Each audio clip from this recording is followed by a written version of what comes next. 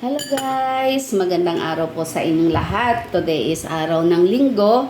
And so tayo guys ay magluluto ng steak. So ito guys, nilagyan ko na siya ng Himalayan salt.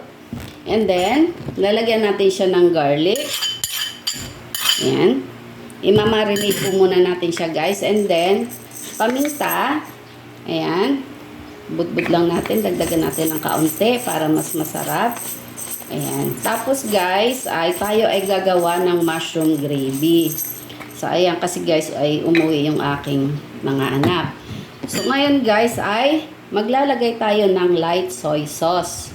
Ayan, para po sa marination natin. Ayan, dagdagan natin ng kaunti. Tansya-tansya lang siya guys. Ayan. And then, maglalagay tayo ng kaunting dark soy sauce para mas masarap. Konti lang siya guys kasi dark nga po ito. Yan, para pampabuhay ng kulay. And then maglalagay tayo ng cooking wine. Ayan. Para po siya, ay honey pala ito. Are, cooking wine. Are. Mga 2 kutsara. Ayan, para po siya mas masarap. Ayan. And then, ay kabayo na laglag. Maglalagay tayo ng kaunting suka vinegar. Kaunti lang guys. Yan. Yan. And then, maglalagay tayo ng honey. Ayan. Ito po ang siyang magpampalasa po ng steak. So, ayan guys. Ayan. Ayan siya. So, imamarinate po natin siya dito. Ayan. Haluin lang po natin. At para po mag-absorb ang kanyang lasa.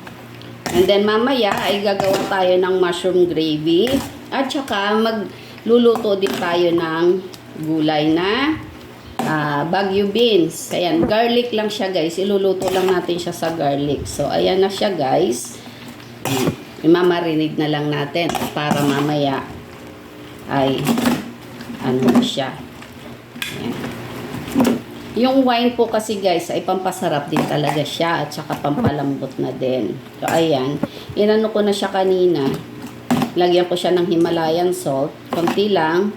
So syempre guys, depende sa inyong panlasa yan. So ganyan. Para masarap naman ang ating tanghalian. So ayan, sairin natin yung yung honey sa kutsara. So ayan. Ayan siya guys. So, ayan. So, ito na siya. Iset aside muna natin siya. And then, magpe-prepare lang ako ng mushroom gravy. Ayan.